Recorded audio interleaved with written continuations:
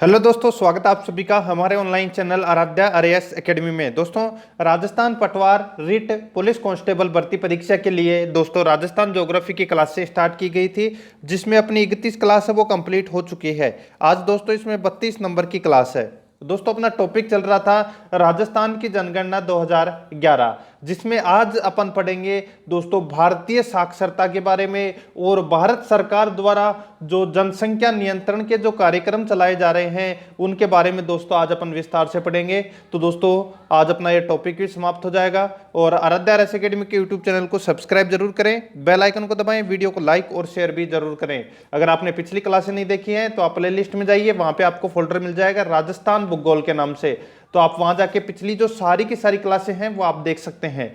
तो चलिए दोस्तों शुरू करते हैं आज की क्लास। साक्षरता, ठीक है। तो देखो साक्षरता किसे कहते हैं, ठीक है।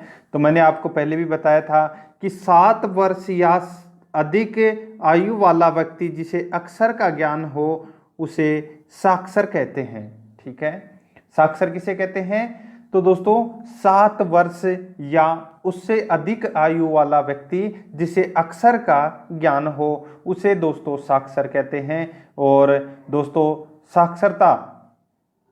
दोस्तों साक्षरता में देखो ये 1981 से लागू किया गया था 7 वर्ष, ठीक है। इससे पहले 1981 से पहले साक्षरता की आयु है वो 5 वर्ष रखी गई थी, ठीक है।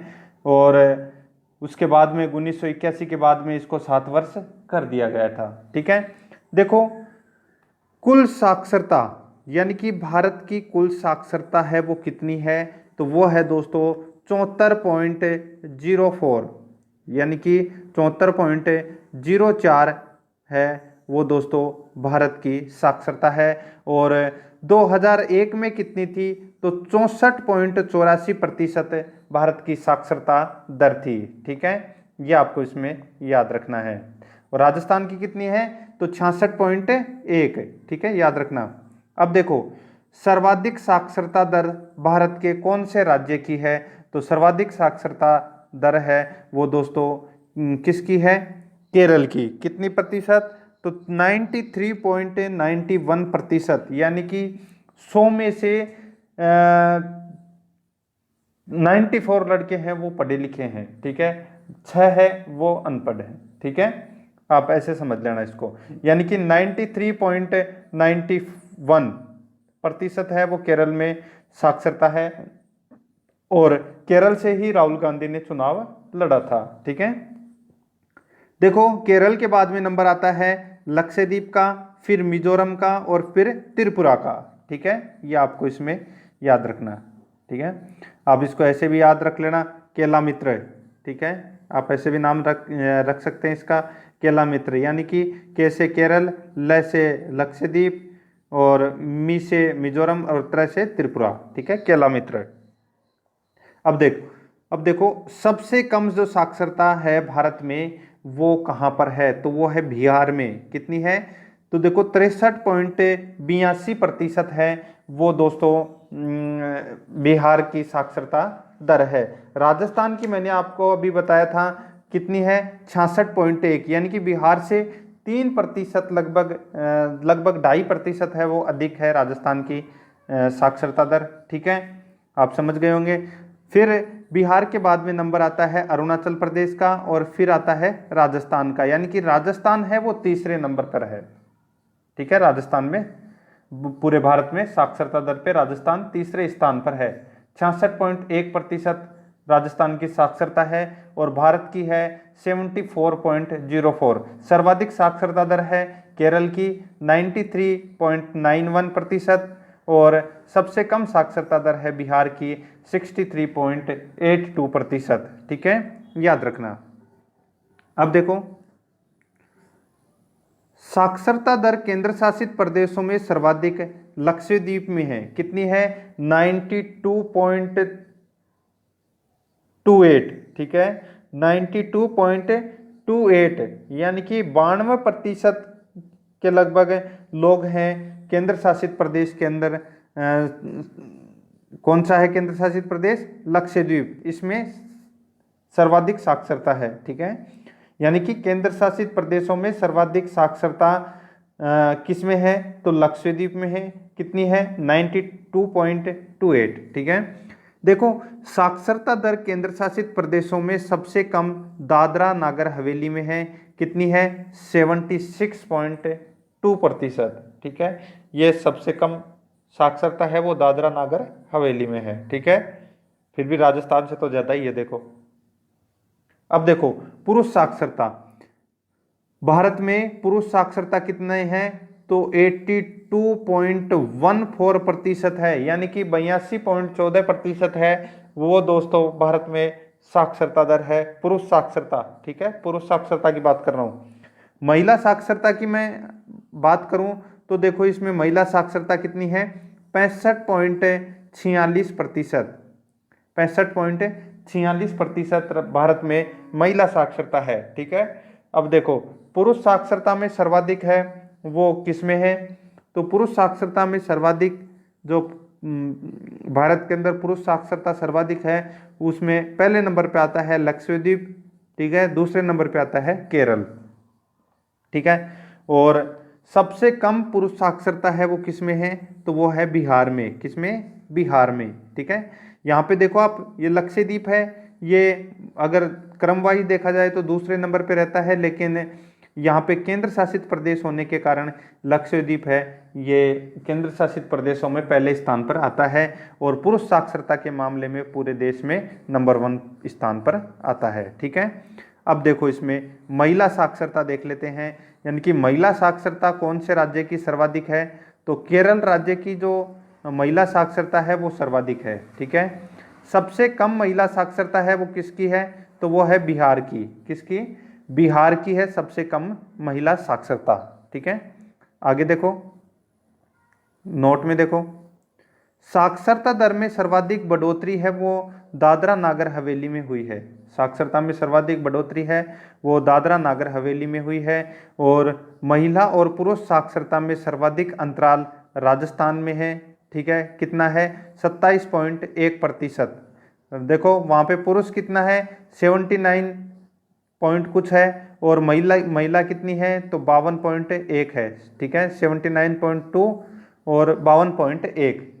ठीक है, तो अब देखो 27.1% का इसमें फासला है, सर्वाधिक अंतराल है महिला और पुरुष का साक्षरता में राजस्थान में। ठीक है, देखो सर्वाधिक साक्षरता बढ़ोतरी है वो कब से कब तक हुई थी, तो 1991 से 2001 के दशक में हुई थी दोस्तों सर्वाधिक साक्षरता की वृद्धि।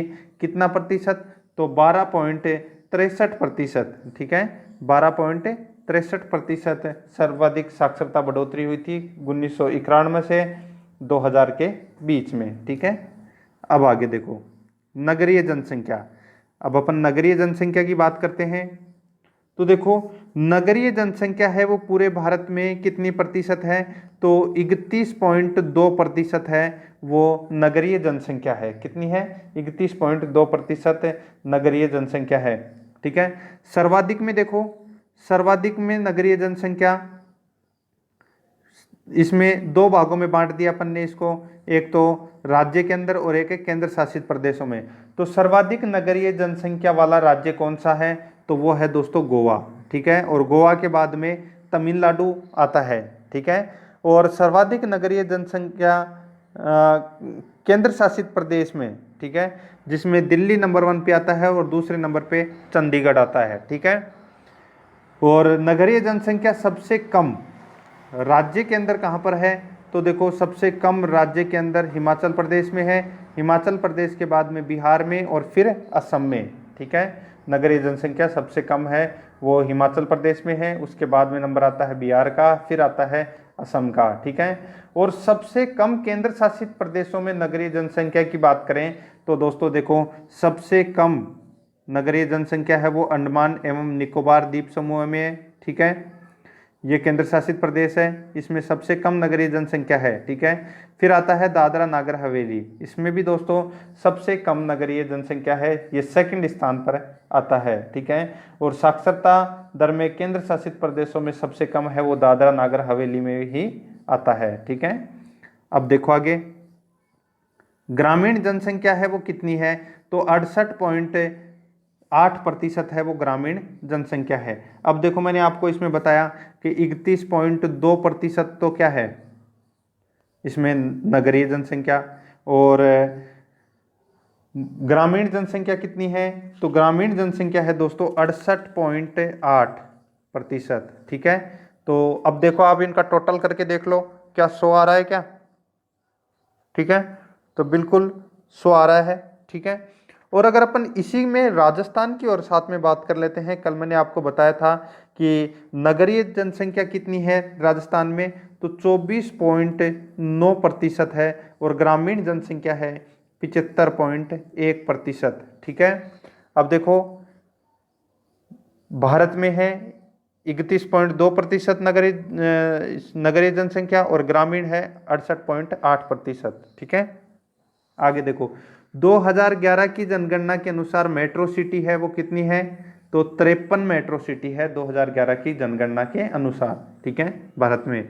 और 2011 की जनगणना के अनुसार मेगा सिटी है वो कितनी है, मेगा सिटी 8 है, याद रखना। ठीक है, देखो मेट्रो सिटी जिन शहरों की जनसंख्या 10 लाख से अधिक हो वहां पर दोस्तों मेट्रो सिटी स्टार्ट की जा रही है। ठीक है, और मेगा महानगर सिटी, इसमें देखो जिन शहरों की जनसंख्या 50 लाख से अधिक है वो दोस्तों मेगा महानगर सिटी के अंतर्गत आता है। देखो प्रमुख महानगर कौन से हैं, तो प्रथम में मुंबई, द्वितीय में दिल्ली, तृतीय में कोलकाता और चौथे में चेन्नई। ठीक है, तो ये आपको ये प्रमुख महानगर हैं। ठीक है, मेगा सिटी हैं ये, याद रखना इनको। अब देखो दोस्तों इसमें अपन अनुसूचित जाति के बारे में बात कर रहे हैं कि अनुसूचित जाति। ठीक है, तो देखो अनुसूचित जाति यानी कि एससी पूरे भारत में कितना प्रतिशत है, तो 16.6% है पूरे भारत के अंदर दोस्तों इसमें एससी। ठीक है, याद रखना। देखो सर्वाधिक एससी हैं वो कहाँ पर है, एससी कैटेगरी के लोग सर्वाधिक कहाँ पर हैं, तो इसमें उत्तर प्रदेश में है। कहाँ पर है, सर्वाधिक संख्या में बात करूं यानी कि सर्वाधिक संख्या में, जैसे कि मैं बोलूं कि 1 लाख लोग हैं वो यूपी के अंदर एससी कैटेगरी के हैं। ठीक है, और प्रतिशत में पूछूं यानी कि पूरे पंजाब में अगर 100% है तो 100% में से सबसे ज्यादा प्रतिशत एससी का है वो पंजाब में है। ठीक है, ये आपको याद रखना है, सर्वाधिक प्रतिशत अनुसूचित जाति का वो पंजाब में है, और सर्वाधिक एससी कैटेगरी के लोग हैं वो यूपी के अंदर गए, यूपी में है। ठीक है, अब देखो सबसे कम संख्या में एससी कैटेगरी के लोग कहाँ पर हैं, तो मिजोरम में है। ठीक है, और प्रतिशत में भी मिजोरम में है, यानी कि सबसे कम संख्या में और प्रतिशत में अनुसूचित जाति के लोग हैं वो कहाँ पर हैं, तो वो मिजोरम में है। कितने प्रतिशत लोग हैं, तो 16.6% लोग हैं वो एससी कैटेगरी के हैं। ठीक है, अब देखो अनुसूचित जाति में देखो एसटी, तो एसटी के कितने प्रतिशत लोग पूरे भारत में हैं, तो 8.6% लोग हैं वो एसटी कैटेगरी के हैं पूरे भारत में। ठीक है, सर्वाधिक संख्या में दोस्तों एससी कैटेगरी के लोग हैं वो कहाँ के हैं, मध्य प्रदेश के, और प्रतिशत में मिजोरम के हैं सर्वाधिक संख्या में दोस्तों अनुसूचित जनजाति के लोग। ठीक है, और सबसे कम संख्या में दोस्तों पंजाब में है। ठीक है, और प्रतिशत में भी पंजाब में है एसटी कैटेगरी के। ठीक है, देखो अनुसूचित जाति एवं अनुसूचित जनजाति कुल जनसंख्या का 25.2% है। कितना प्रतिशत है, 25.2% है। देखो धार्मिक जनगणना के आंकड़े के अनुसार देखो हिंदू है वो दोस्तों 79.8% पर है, मुस्लिम है वो है 14.2% पे, ईसाई दोस्तों 2.3% पर, सिख हैं 1.70% पर। ठीक है, तो दोस्तों ये है इसमें आंकड़े। ठीक है, मैंने आपको बता दिए हैं धार्मिक जनगणना के आंकड़े। ठीक है, कौन कितना प्रतिशत पर है। अब देखो जनसंख्या नियंत्रण संबंधी कार्यक्रम कौन कौन से हैं, यह आपको बहुत ज़्यादा याद रखना जरूरी है, ठीक है, और परीक्षा में इसमें से पक्का प्रश्न पूछा जाएगा। जनसंख्या नियंत्रण संबंधी कार्यक्रम, तो सबसे पहला कार्यक्रम है परिवार कल्याण कार्यक्रम। तो परिवार कल्याण कार्यक्रम की जो शुरुआत है वो 1951 में हुई थी और प्रारंभ में यह परिवार नियोजन कार्यक्रम के नाम से संचालित था। इसका उद्देश्य था जनसंख्या नियंत्रण, शिशु मृत्यु दर नियंत्रण, मातृ मृत्यु दर नियंत्रण, ठीक है। तो ये परिवार कल्याण कार्यक्रम का उद्देश्य था। इसकी शुरुआत 1951 में हुई थी, ठीक है। दूसरा है मुख्यमंत्री बालिका संबल योजना। मुख्यमंत्री बालिका संबल योजना, इसकी शुरुआत है वो दोस्तों 1 अप्रैल 2007 को हुई थी। 1 अप्रैल 2007 को हुई थी मुख्यमंत्री बालिका संबल योजना, ठीक है।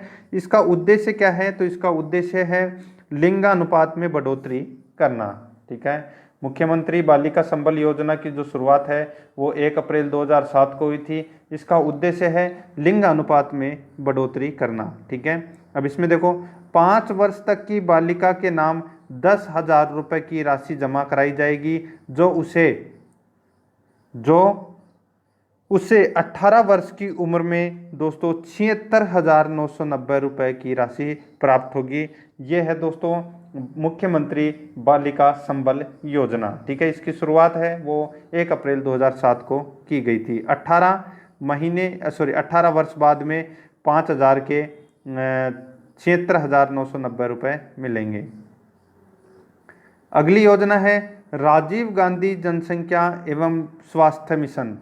राजीव गांधी जनसंख्या एवं स्वास्थ्य मिशन की जो शुरुआत है वो 2009 में हुई थी, ठीक है, ये आपको ऐसे याद रखना है। और ज्योति योजना की जो शुरुआत है वो 1 अप्रैल 2011 को हुई थी, ठीक है। ज्योति योजना की शुरुआत कब हुई थी? 1 अप्रैल 2011 को। देखो महिलाओं को 2 बालिकाओं पर नसबंदी करवाने पर रोल मॉडल के रूप में चयनित करना, ठीक है, ये ज्योति योजना का प्रमुख उद्देश्य था। उसके बाद में योजना आती है जननी सुरक्षा योजना। इसकी शुरुआत 12 सितंबर 2011 को हुई थी और इस योजना का उद्देश्य गर्भवती एवं 1 वर्ष के शिशुओं को निःशुल्क दवा एवं अन्य सुविधाएं उपलब्ध करवाना है। जननी शिशु सुरक्षा योजना, ठीक है, 2011 में ये शुरू की गई थी यह योजना, ठीक है। अगली है जननी एक्सप्रेस एम्बुलेंस सेवा। तो इसमें क्या है, तो इसकी जो शुरुआत है वो दोस्तों 2 अक्टूबर 2012 को हुई थी, जननी एक्सप्रेस एम्बुलेंस सेवा, ठीक है। इसका उद्देश्य था गर्भवती एवं बीमार नवजात शिशुओं को निःशुल्क वाहन सुविधा उपलब्ध करवाई जाती है, ठीक है। अब अपन आगे देखते हैं 7वें नंबर की योजना, मुख्यमंत्री राजश्री योजना। मुख्यमंत्री राजश्री योजना की जो शुरुआत है वो दोस्तों 1 जून 2016 को की गई थी। इसका उद्देश्य क्या है, बालिका के जन्म पर अलग अलग समयावधि में कुल 50,000 रुपये की राशि का प्रावधान किया गया है, ठीक है, मुख्यमंत्री राजश्री योजना के तहत। 8वें नंबर की योजना है बेटी बचाओ बेटी पढ़ाओ योजना। इसकी जो शुरुआत है वो 22 जनवरी 2015 को की गई थी और इस योजना की जो शुरुआत है वो पानीपत हरियाणा से हुई थी, ठीक है।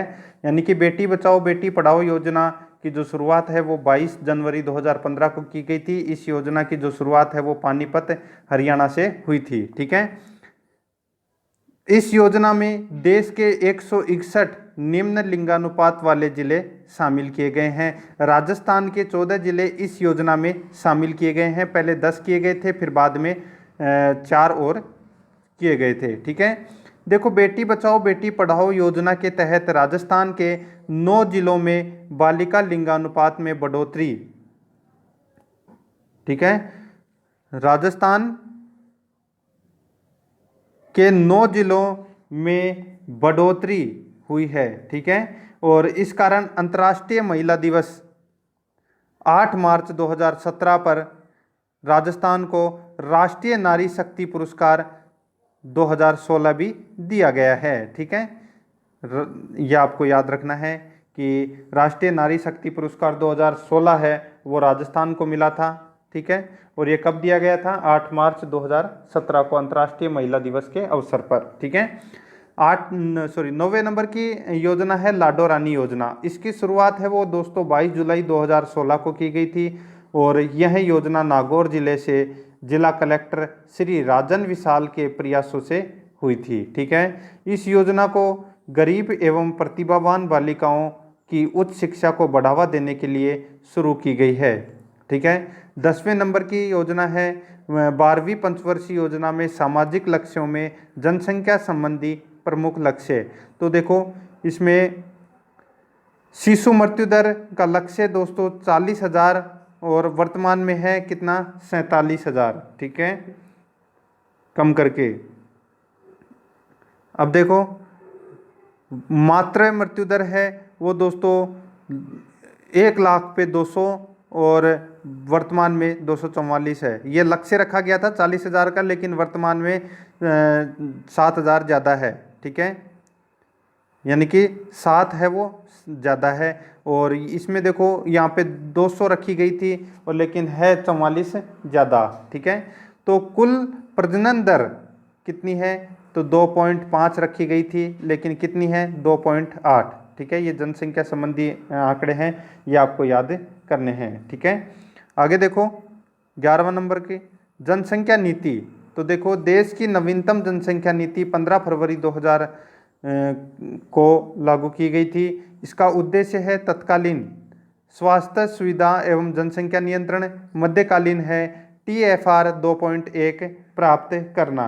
ठीक है, यानी कि कुल प्रजनन दर है वो 2.1 प्राप्त करना और वर्तमान में कितनी है 2.8। ठीक है, दीर्घकालीन 2045 तक स्थिर जनसंख्या के लक्ष्य को प्राप्त करना है। देखो जनसंख्या संबंधी अन्य महत्वपूर्ण बिंदु है वो बता देता हूँ मैं। आस्था, 11 मई 2000 को भारत में जन्म लेने वाले 1 अरबवें शिशु का नाम है आस्था। ठीक है, याद रखना है।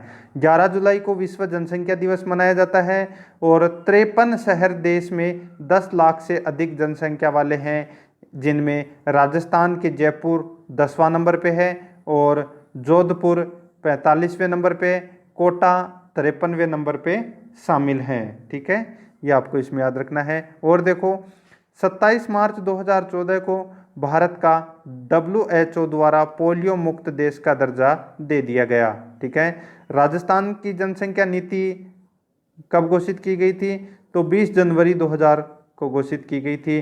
जनसंख्या में राजस्थान का स्थान कौन सा है 7वां, जनसंख्या घनत्व में 24वां, लिंगानुपात में 21वां और साक्षरता में 27वां, यानी कि पीछे से तीसरे नंबर का है। ठीक है, अब आप तीसरे नंबर का जम्मू कश्मीर को अभी आप इसमें नहीं जोड़ सकते। ठीक है, अभी नहीं जोड़ सकते आप जम्मू कश्मीर को, तो पीछे से आपको तीसरे नंबर आता है राजस्थान का। ठीक है, तो ये दोस्तों मैंने आपको आज जनसंख्या के बारे में अपना जो 2011 की जनसंख्या है भारत की और राजस्थान की दोनों की मैंने आपको इसमें बता दिया है। तो दोस्तों अगर आपने अभी तक आराध्या RS अकेडमी के यूट्यूब चैनल को सब्सक्राइब नहीं किया है तो इस चैनल को सब्सक्राइब जरूर कर दें, बेल आइकन को दबाएं, वीडियो को लाइक और शेयर भी जरूर करें। मिलते हैं दोस्तों नेक्स्ट वीडियो में। जय हिंद, जय भारत।